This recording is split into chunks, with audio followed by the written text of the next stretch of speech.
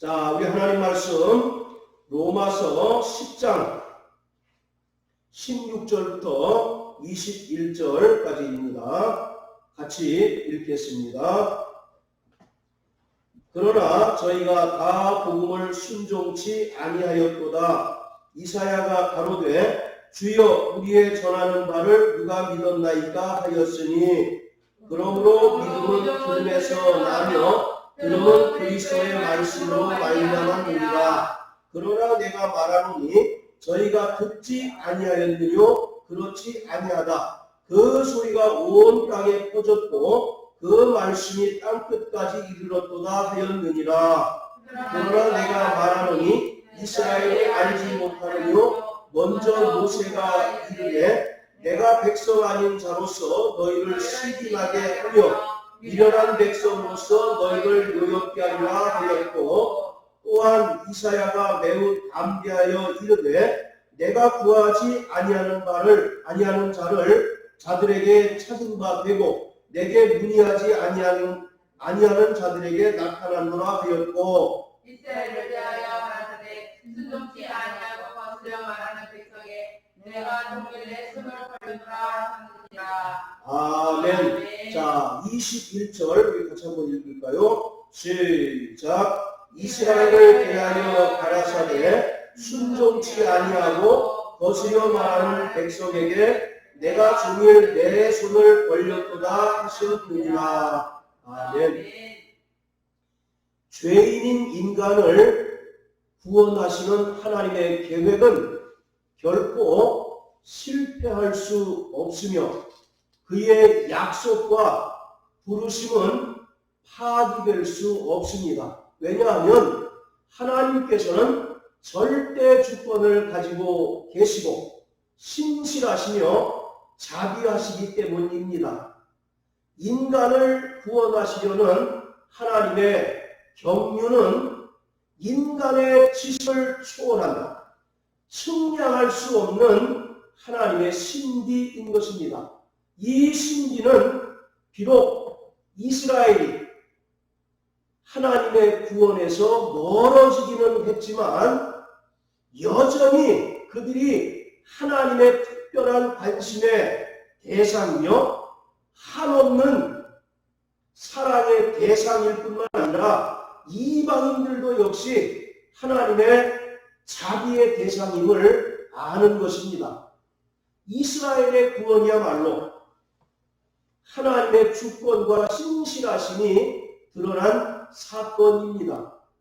이스라엘이 복음을 받아들이지 않고 완고해졌다라고 해서 그들을 향하신 하나님의 모든 계획이 수포로 돌아갔거나 아니면 그들이 완전히 버려진 것은 결코 아닙니다.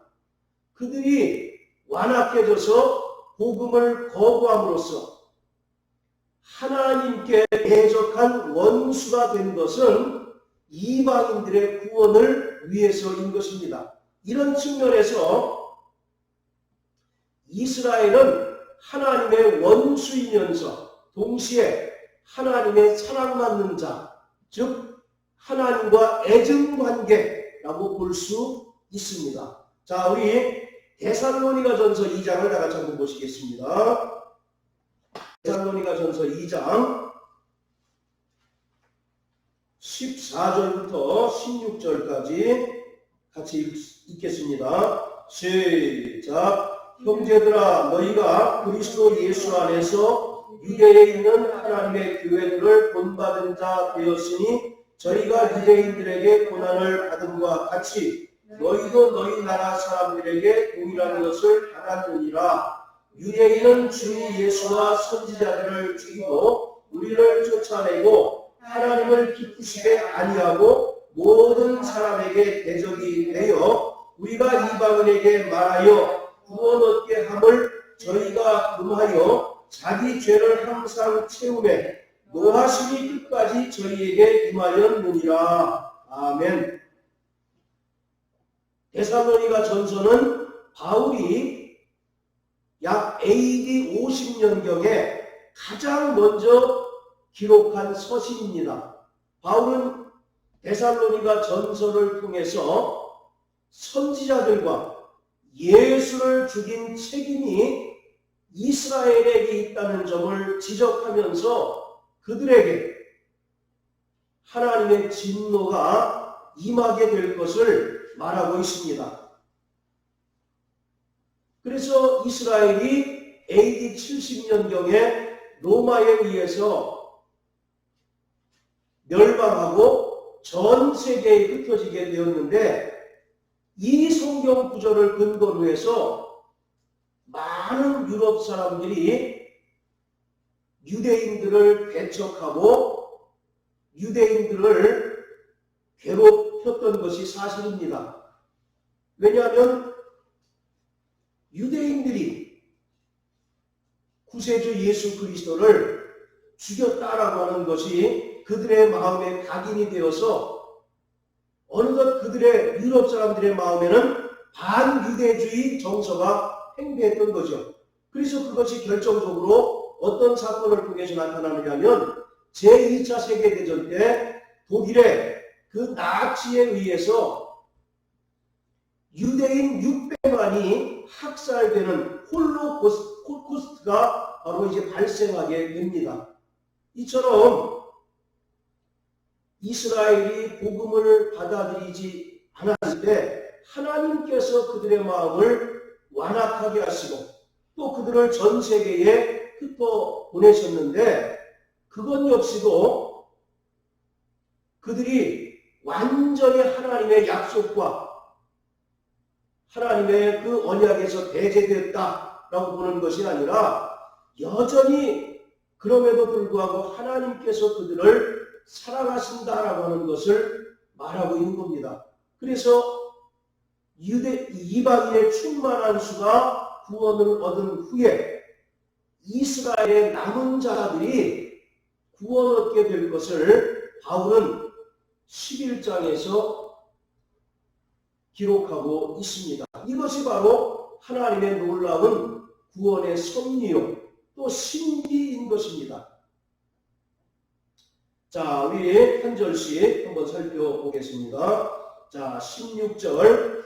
그러나 저희가 다 복음을 순종치 아니하였도다. 이사야가 가로되 주여 우리의 전하는 말을 누가 믿으나이까 하였으니, 바울은 구약 선지자들의 말씀을 많이 인용하고 있습니다. 왜냐하면 유대인들은 기본적으로 율법과 선지자들의 예언의 말씀에 대하여 정통한 자들이기 때문에 그들의 현 상황, 복음을 받아들이지 않는 상황이 이미 구약의 예언자들을 통해서 예언되어 있는 사실임을 밝혀주고 있는 거예요.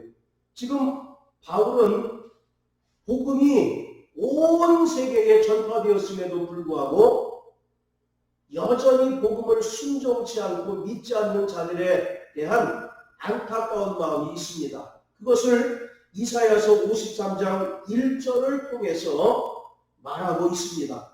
자, 이사야서 53장 1절을 다 같이 한번 보실까요?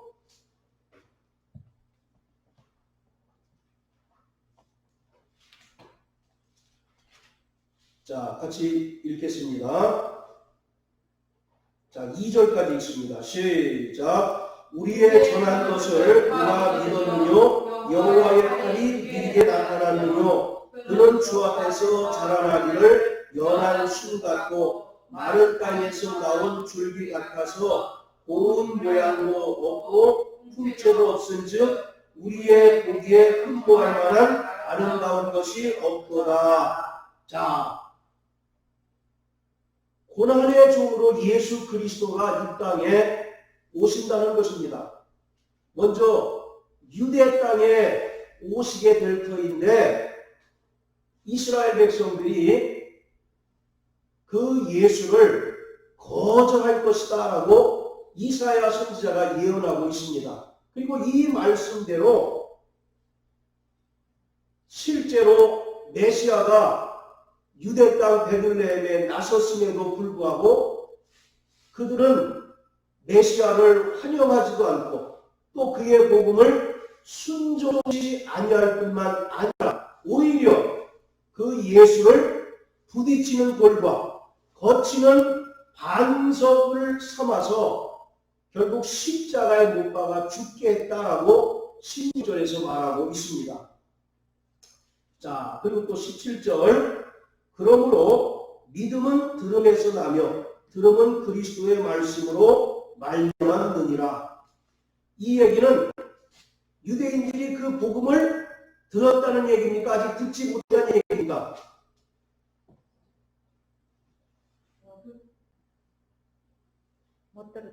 못 들었다는 얘기입니까? 예수가 오셔서 복음을 전했잖아요. 네. 믿음은 들음에서 나며 들음은 그리스도의 말씀으로 말미암았다라고 이와 같이 하는 것은 이미 예수가 오셔서 천국 복음을 전파하시고 은혜의 복음을 전파했지만 그들이 여전히 마음이 완악하고 강팍해서 듣지 못했다라고 하는 것입니다. 왜냐하면 그들은 하나님의 의에 이르는 방법을 무엇으로 정했습니까? 그렇죠. 율법의 행위를 통해서 의롭게 되려고 열심을 냈는데 어느 날 예수가 나타나서 행위로서가 아니라 은혜를 믿음으로써 구원 얻고 하나님의 자녀가 된다라고 하니까 그들 입장에서는 예수를 부딪히는 돌과 거치는 반석으로 삼았고 건축자들이 그 돌을 버린 것처럼 예수 그리스도를 십자가에 버려서 죽게 했다라고 말하고 있는 것입니다. 자, 지난주에도 말씀드렸던 것처럼 우리가 믿음을 얻는 과정은 먼저 복음을 들어야 된다는 거죠. 하나님의 말씀을 들음으로써 믿음을 얻게 되는데 그 가운데 반드시 성령께서 개입하셔야 가능하다. 고린도전서 12장 3절에 보면 성령으로 하지 않고서는 예수를 주라 할 수 없다라고 말씀한 것처럼 많은 전도자들이 나타나서 예수를 증거하고 구원자 예수를 전파하지만 불과 그 말씀을 듣고 구원받는 자의 수가 극히 제한적일 수밖에 없다는 거죠. 왜냐하면 그 복음을 성령을 통해서 깨닫지 못하기 때문에 그렇습니다. 디모데후서 3장 16절에 보면 성경은 하나님의 감동으로 된 것이다 라고 이렇게 기록합니다. 여기서 감동이란 말은 하나님께서 숨을 불어넣으신다라고 하는 뜻이에요. 인간의 마음속에 하나님께서 호흡을 불어넣으시는 것을 감동이라고 얘기합니다. 인간 스스로는 결코 믿음을 얻을 방법이 없습니다. 그래서 하나님께서 말씀을 통해서 강권적으로 역사하실 때 비로소 인간이 믿음을 얻고 그 믿음을 통하여 구원함을 얻게 되는 것입니다. 예수님도 천국의 복음을 비유로 말씀을 하셨어요. 그래서 마태복음 13장 34절에 보면 그는 비유로 하지 않고서는 한 말씀도 하지 않았다라고 이렇게 이야기합니다. 이처럼 예수는 공생의 기간 동안에 천국 복음을 비유로 말씀하셨는데 이 비유는 하나님 나라의 비밀을 이 땅의 언어로 인간들에게 보여주고 설득하는 것이 비유인 것입니다. 그런데 예수 그리스도가 천국 복음을 비유로 말씀하셨는데 그 비유를 들은 사람들의 모습이 두 가지 형태로 나타납니다. 첫 번째는 마음이 활짝 열린 자들은 예수의 비유를 듣고도 그 말씀을 깨닫고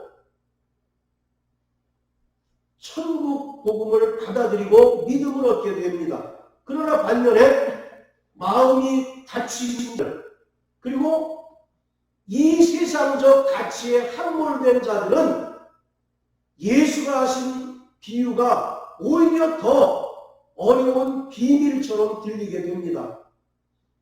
예수님께서 비유로 드셨던 내용들이 결코 어려운 내용들이 아니지 않습니까? 돌에 관련된 비유, 또 어떤 무슨 그 바다에서 물고기를 잡는 그런 비유들 아니겠습니까? 그리고 또 씨를 뿌리는 비유, 이것은 이스라엘 사람들에게는 굉장히 친숙한 풍습을 예로 든 거거든요. 그럼에도 불구하고 오히려 마음이 다친 자들, 그리고 이 세상에 함몰된 자들은 그 비유가 오히려 더 어렵게 느껴질 수밖에 없었던 것이죠. 그래서 마태복음 13장 12절에 보면 예수께서 말씀하시기를 무릇 있는 자는 받아서 넉넉하게 되지만 없는 자는 그 있는 것마저도 빼앗긴다라고 이렇게 이야기합니다. 이것은 비유를 듣고 깨닫는 자가 있는 반면에 오히려 그 비유를 듣고도 더 어렵게 느껴지는 자들이 있다라는 것을 얘기하고 있는 겁니다. 자, 또 요한복음 6장 60절 하반절에 보면 예수님께서 복음을 전파하시니까 많은 사람들이 이 말씀이 도무지 어렵도다, 누가 이것을 알아들을 수 있느냐 하면서 슬금슬금 한 명 두 명씩 예수 곁을 떠납니다. 그것을 예수가 보시고 제자들에게 뭐라고 얘기합니까? 너희도 나를 떠나려고 하느냐? 라고 이렇게 얘기했더니 베드로가 영생의 말씀이 여기 있사오매 내가 누구에게로 가겠습니까? 라고 이와 같이 이야기하는 장면이 나옵니다. 오늘과 같이 똑같이 진리의 말씀을 듣더라도 어떤 이는 그 말씀을 통해서 예수를 믿고 구원받고 천국을 보는 자들이 있는가 하면 똑같은 말씀인데도 그 말씀을 믿지 않을 뿐만 아니라 더 어려워하는 사람들이 있다라고 하는 겁니다. 그 차이가 과연 무엇일까? 그들이 안 들어서 그렇습니까? 분명히 듣긴 들었잖아요. 그러나 성령께서 그에게 감동하심이 없기 때문에 그렇습니다. 오늘 우리 주변에도 많은 사람들이 말씀을 듣고 또 설교를 듣고 또 우리가 하나님의 말씀을 주야로 상고하지만 그 말씀을 통해서 하나님을 올바로 알지 못하고 그의 삶이 변화되지 못하는 까닭은 성령께서 그 마음을 감동해 주시지 않기 때문에 그렇게 하는 겁니다. 그래서 여기서 믿음은 들음에서 나며 들음은 그리스도의 말씀으로 말미암는다라고 하는 것은 단순한 들음이 아니라 들을 때 성령께서 역사하시고 성령께서 그 사람을 감동하실 때 그 사람이 그 말씀을 진리의 말씀, 은혜의 말씀으로 듣고 비로소 믿음을 얻게 된다라고 하는 겁니다. 그런데 유대인들은 그렇게 듣지 않았다라고 이와 같이 얘기하고 있는 거예요. 예수가 얼마나 3년 동안 공생의 기간 동안 이스라엘에게 복음을 전합니까? 그렇지만 그들은 오히려 그 마음이 강팍해지고 완악해진 거예요. 왜냐? 성령께서 그 마음을 감동하시지 않기 때문에 그렇습니다. 자, 또 18절 다 같이 한번 읽습니다.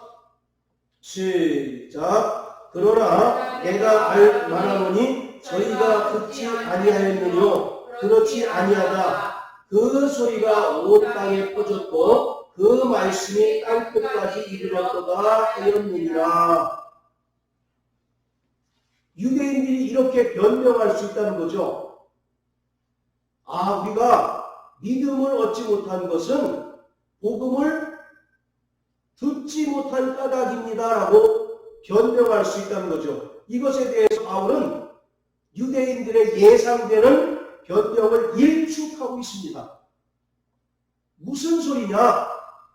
온 세상에 그 소리가 퍼졌고 그 말씀이 어디까지 이르렀다고요? 땅끝까지 이르렀는데 너희가 그 소리를 듣지 못했다고?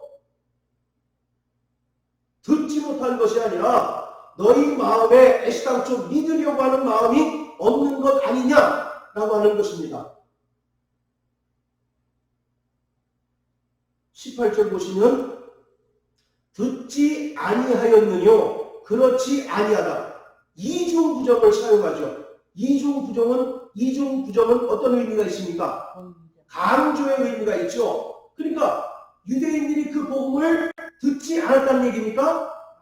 네, 이미 복음이 널리 세상 끝까지 전파되었을 뿐만 아니라 너희도 그 복음을 들었다라고 이와 같이 정복을 찌르는 거예요. 그 내용이 19절, 20절에 또 반복되어서 나옵니다. 자, 우리 19절, 20절 한번 읽어보실까요? 자, 시작. 그러나 내가 말하노니 이스라엘이 알지 못하느뇨 먼저 모세가 이르되 내가 백성 아닌 자로서 너희를 시인하게 하며 미련한 백성으로서 너희를 노엽게 하리라 하였고 또한 이사야가 매우 감개하여 이르되 내가 구하지 아니하는 자들에게 찾은 바 되고 내가 문의하지 아니한 자들에게 나타나느라 하였고 이스라엘은 분명히 복음을 들었고 믿음을 얻을 기회가 있었다는 것입니다. 그런데 너희 마음이 오히려 완악해서 복음을 거절하게 되었다라는 얘기입니다. 결국 이스라엘이 믿음을 얻지 못한 것은 복음을 듣지 못한 것이 아니라 애초부터 뭐가 없었다는 겁니까? 믿으려고 하는 마음이 없었다라는 것입니다. 그것을 신명기 32장 21절의 말씀을 인용하면서 바울이 밝히 말하고 있어요. 자, 우리 신명기 32장 한번 다 같이 보십니다.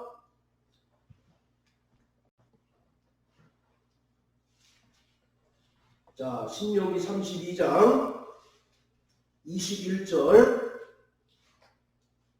같이 읽겠습니다. 시작. 그들이 하나님이 아닌 자로 나의 질투를 일으키며 그들의 허무한 것으로 나의 진노를 격발하였으니 나도 백성이 되지 아니한 자로 그들의 시기가 나게 하며 우준한 민족으로 그들의 분노를 격발하리로다. 자, 이것은 모세의 이제 그 이야기인데요. 잘 보시면 그들이 하나님 아닌 자로 나의 질투를 일으켰다라고 얘기합니다. 하나님 아닌 자는 누굴 가리키겠습니까? 모세가 살아생전에 이스라엘에게 계속 강조했던 게 뭐예요? 너희가 율법을 떠나지 말고 하나님 아닌 우상을 섬기지 말라고 계속 강조하고 있지 않습니까? 그런데 모세의 그런 부탁에도 불구하고 이스라엘이 하나님 아닌 자로, 즉 우상 숭배를 함으로써 하나님의 질투를 불러일으켰다는 것입니다. 그래서 그 결과 하나님께서 이방 민족에게 자비를 베푸시고 이방 민족들을 이스라엘보다 더 존귀하게 함으로써 이스라엘 사람들에게 시기와 질투를 불러일으켰다라는 얘기입니다. 그런데 바울이 왜 이 모세의 글을 인용을 했을까요? 구약의 이스라엘 백성들이 우상을 숭배함으로써 하나님의 질투를 불러일으켰고 그 결과로 하나님께서 이방인들에게 자비를 베푸셔서 이스라엘보다 더 존귀하게 했어요. 그것이 바로 이스라엘에게 시기와 질투를 불러일으키게 되었다는 겁니다. 마찬가지로 하나님의 언약에서 제외된 이방인들이 복음을 듣고 구원함을 받고 하나님의 자녀가 됩니다. 그것이 이스라엘 사람들에게는 시기와 질투를 불러일으키겠다는 겁니다. 유대인들이 이방인들을 생각할 때 저들은 하나님 없는 백성으로 생각하잖아요. 그들은 하나님의 선택받은 백성인 반면에 이방인들은 대취급하고 하나님과 상관없는 백성들로 취급합니다. 그런데 하나님의 언약에서 배제되고 제외됐다고 생각하는 이방인들이 복음을 듣고 은혜를 받고 구원받아서 하나님의 자녀가 되었다라고 기뻐합니다. 그것이 유대인들에게는 시기가 나고 질투가 나게 하는 일이라는 겁니다. 하나님께서 그렇게 유도하셨다는 거예요. 그걸 통해서 이스라엘이 돌아오도록 하게 만드는 거죠. 자, 11장 한번 가보세요. 로마서 11장.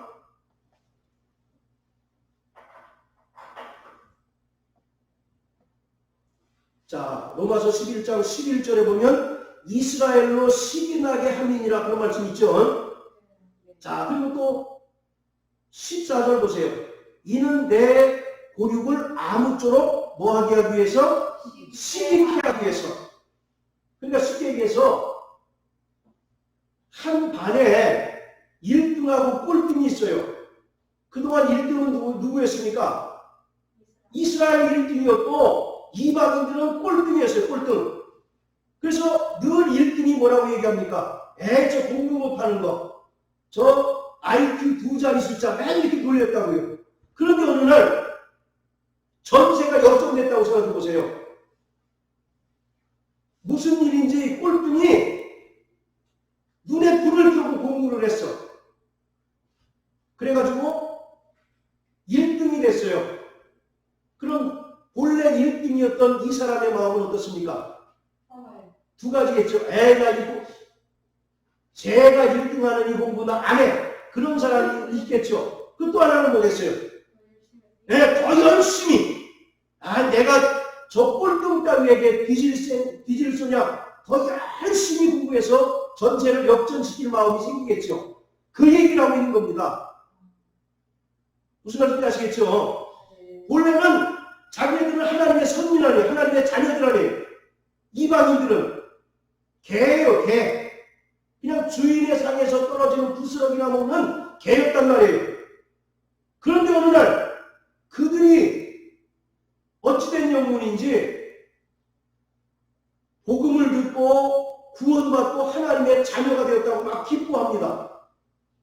그것이 이스라엘 입장에서는 배알이 꼴리는 일이었다는 얘기죠. 그래서 쟤들도 저런 애들도 하나님의 자녀가 되는데 우리 일까 뭐냐? 그것이 바로 하나님께서 이스라엘을 구원에 이르게 하는 하나의 방편이라는 얘기입니다. 무슨 말인지 아시겠죠? 네.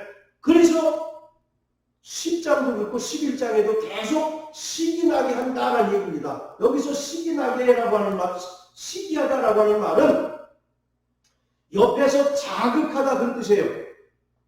옆에서 볼펜을 쿡쿡 찔러. 너 좀 제발 잘 좀 해. 막 옆에서 자극하다 그런 뜻이에요. 그리고 경쟁의식을 불러일으키다 그런 뜻입니다. 과거에는 상대도 되지 않는 상대였는데 이 사람이 뒤 꼴등이 분발을 해가지고 1등이 되니까 본래 1등의 마음이 막 자극이 일어나서 더 열심히 하게 됐다는 얘기입니다. 마찬가지로 하나님께서 이스라엘을 얼마나 사랑하는지를 단적으로 볼 수가 있겠죠. 하나님께서 이스라엘을 완전히 버리신 겁니까? 아니에요. 그래서 9장에 보면 하나님의 약속이 폐기된 것이냐? 결코 그렇지 않다는 얘기입니다.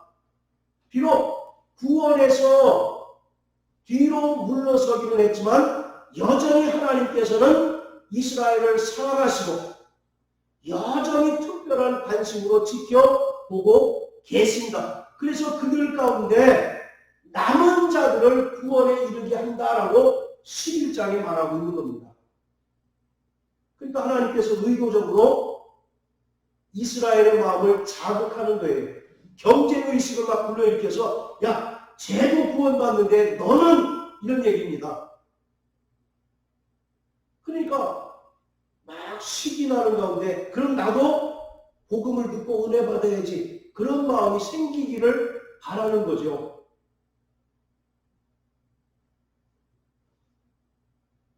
자, 그리고 20절에 보면 로마서 10장 20절에 보면 내가 구하지 않은 자들에게 찾은 바 되고 내게 문의하지 아니한 자들에게 나타나노라.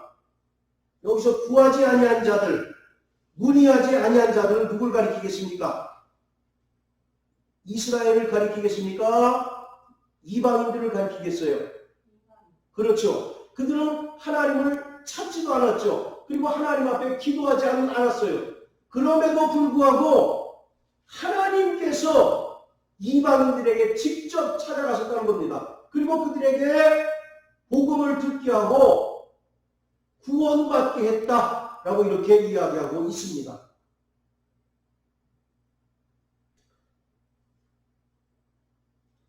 자, 21절 우리 같이 한번 읽습니다. 시작. 이스라엘을 대하여 가라사대 순종치 아니하고 거스려 말하는 백성에게 내가 종일 내 손을 벌렸노라 하셨느니라. 내 손을 벌렸다라고 하는 것은 하나님께서 여전히 오래 참고 기다리시고 그들을 초청하신다라고 하는 바로 그런 의미입니다. 유대인들이 복음을 듣고도 마음이 완악해져서 복음을 거부하고 받아들이지 않잖아요.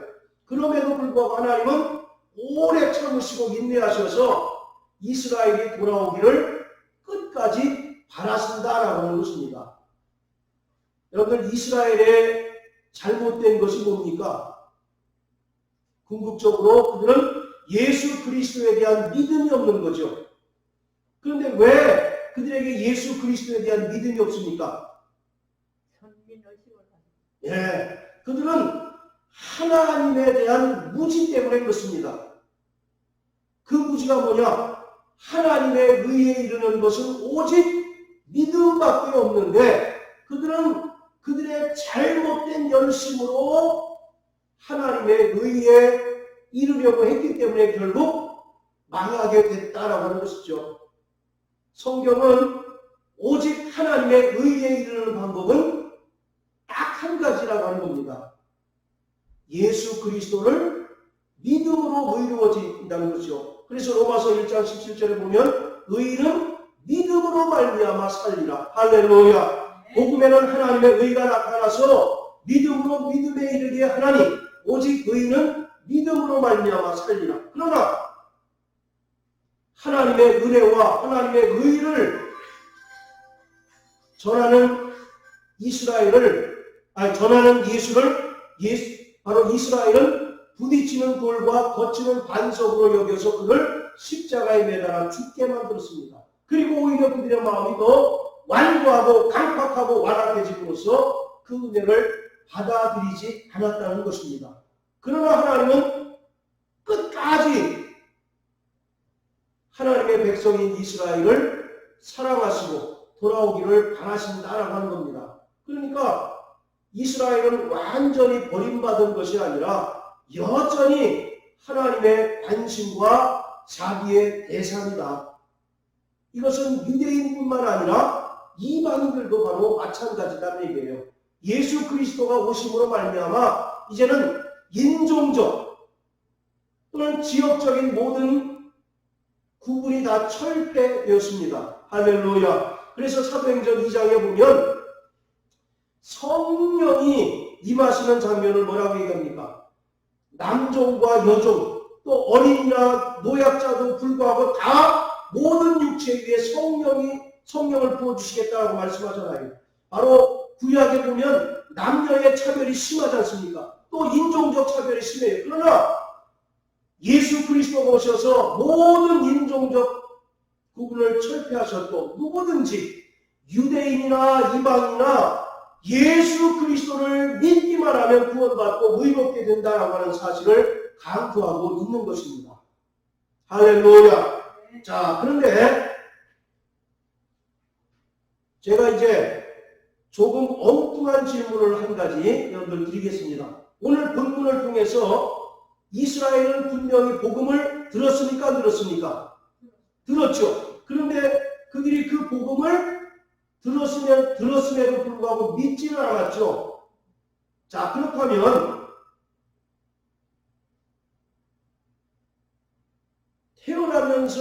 태어나면서부터 한 번도 복음을 접하지 않고 들어보지 못한 사람이 있을까요? 없을까요? 그럼 그런 사람들은 어떻게 될까요? 아까 다 지옥 가버려. 그러니까 일명 미전도인이라고 이제 호칭을 하겠습니다.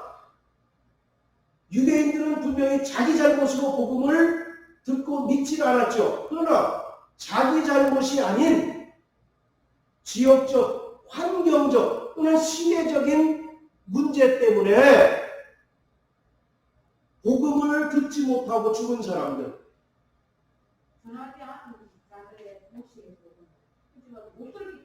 네. 못 들었기 때문에 다 그냥 지옥 가야 된다.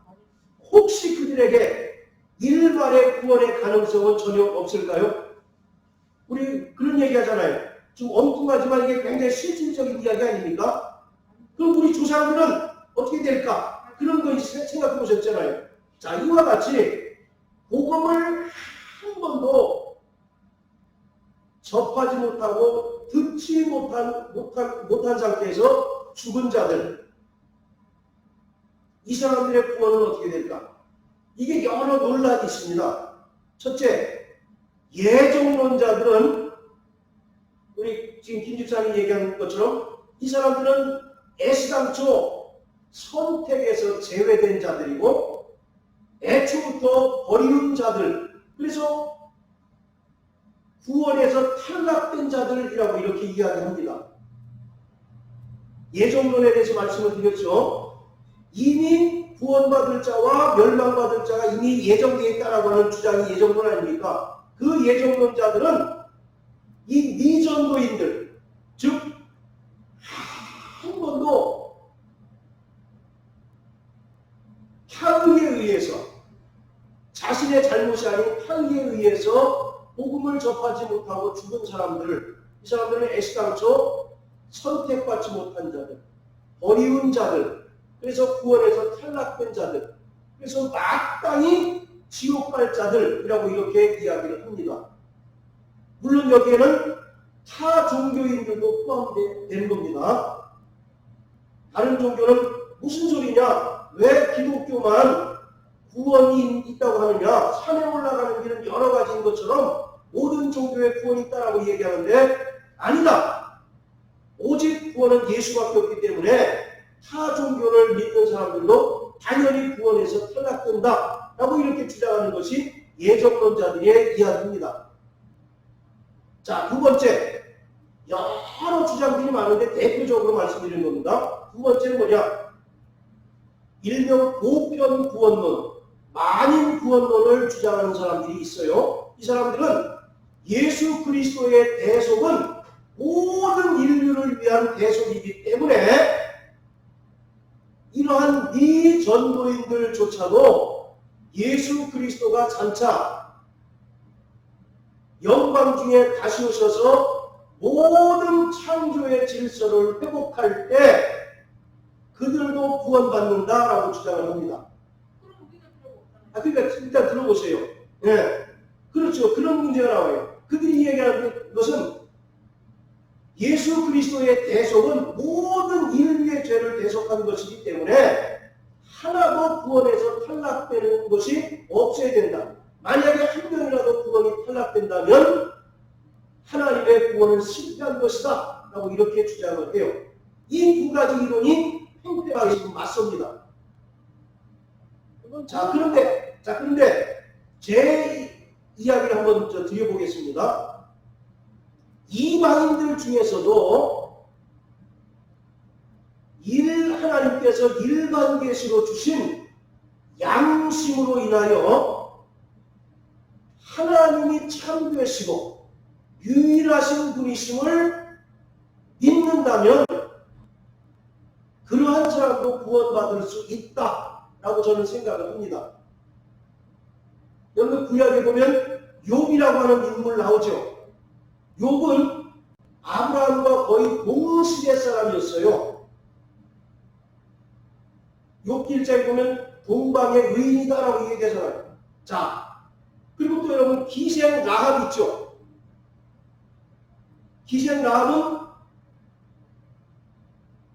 본래 히브리 민족이 아니잖아요. 이방 여자하고 기생 아니었습니까?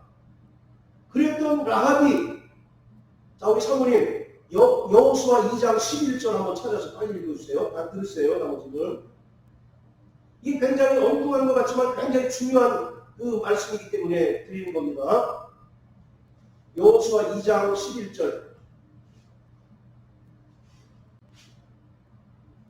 우리가 듣자 곧 마음이 녹았고 너희의 영으로 사람이 정죄를 이룬다니 너희 하나님 여호와는 성전함께 하나님이시니라. 예, 라합이 어떤 신앙 고백을 합니까? 너희 하나님, 즉 여호와 하나님은 상천하지의 유일하신 하나님이다라고 신앙 고백을 합니다. 그게 바로 유대인들의 신앙 고백 아니겠습니까? 신명기 6장에 보면 들으라 이스라엘아, 하나님은 한 분이시니 마음을 다하고 뜻을 다하고 성품을 다하여 주 너희 하나님을 사랑하라. 이것이 유대인의 신앙 고백인 것처럼 원래 이방인이었던 라합이 쉽게 얘기해서 이제 신앙적으로 개종을 한 거죠. 그리고 이제 그의 이제 믿음을 고백합니다.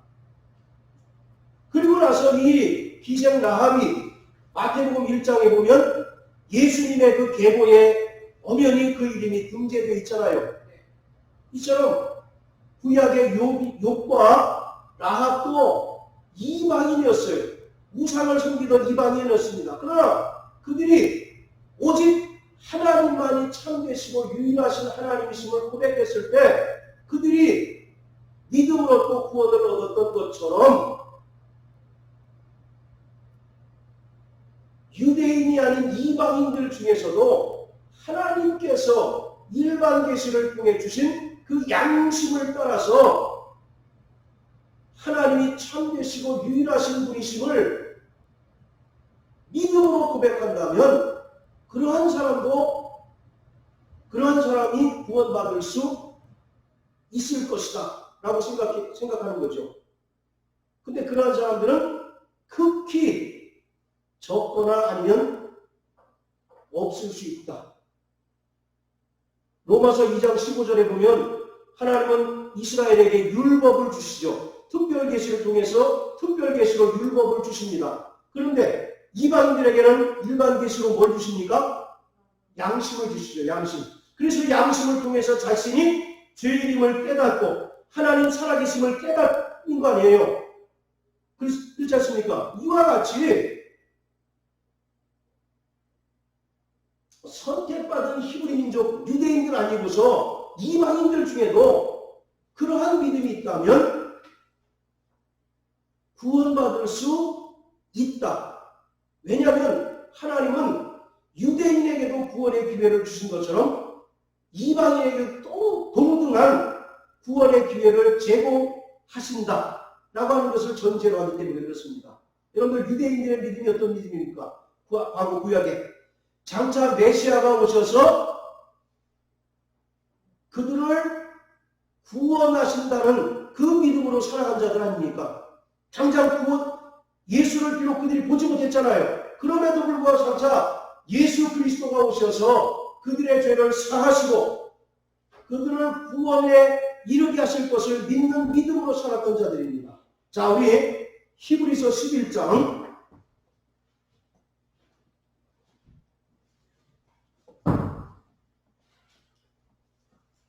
자, 39절, 40절. 자, 시작. 이 사람들이 다 믿음으로 말미암아 증거를 받았으나 약속을 받지 못하였으니 이는 하나님이 우리를 위하여 더 좋은 것을 예비하셨은즉 우리가 아니면 저희로 온전함을 이루지 못하게 하려 하심이니라. 40절에 더 좋은 것은 뭡니까? 예수 그리스도. 우리는 더 좋은 것을 받은 자들입니다. 할렐루야. 아멘. 그런데 구약은 어떻습니까? 증거를 받았으나 약속을 받지 못하였다. 이 얘기는 예수 그리스도가 오셔서 하나님께서 약속하신 것이 이루어지는 것을 그들이 보지 못했다는 겁니다. 대신에 그들에게는 뭐를 주셨어요? 증거. 이 증거는 다른 말로 하면 그림자, 그런 뜻입니다. 그림자. 그들에게는 모형이 있어요. 그들은 성막을 보고 하나님께서 우리와 함께 하시는구나. 그리고 성막에서 이루어지는 짐승을 통한 희생제사로 우리가 죄사함 받았다라고 하는 것을 비로소 믿는 자들이에요. 이것처럼 구약의 이스라엘은 예수 그리스도가 오셔서 구원의 약속이 이루어지는 것을 보지 못했지만 그것에 대한 그림자로서 구약의 성막과 제사를 통해서 하나님이 그들과 함께 계시고 장차 하나님의 어린 양이신 예수가 오셔서 그들을 이렇게 구원해 주실 것이다 라고 하는 것을 믿었던 자들입니다. 어떤 믿음이 더 좋은 믿음입니까? 구약의 믿음이 더 좋은 믿음이에요? 신약의 믿음이 더 좋은 믿음이에요? 네. 그래서 지난번에 구약의 믿음은 약속 얻은 것 같고 신약의 믿음은 현찰과 같다라고 말씀드렸죠. 열심히 사업했는데 물품 대금으로 약속 얻은 받으면 기분 좋아요, 나빠요? 나쁘잖아요. 그만큼 기다려야 되셨습니까? 그런데 흔쾌히 현금을 줘.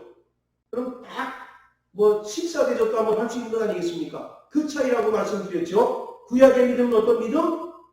약속 얻은 것 같은 믿음. 신약의 믿음은 현찰을 받은 믿음. 그래서 성경은 구약의 믿음과 신약의 믿음을 구분합니다. 여러분들 요한복음 20장에 보면 도마 사건 잘 아시잖아요. 도마에게 예수님 뭐라고 얘기합니까? 보지 않고 믿는 자가 복되도다. 그러면 도마만 나쁜 놈입니까?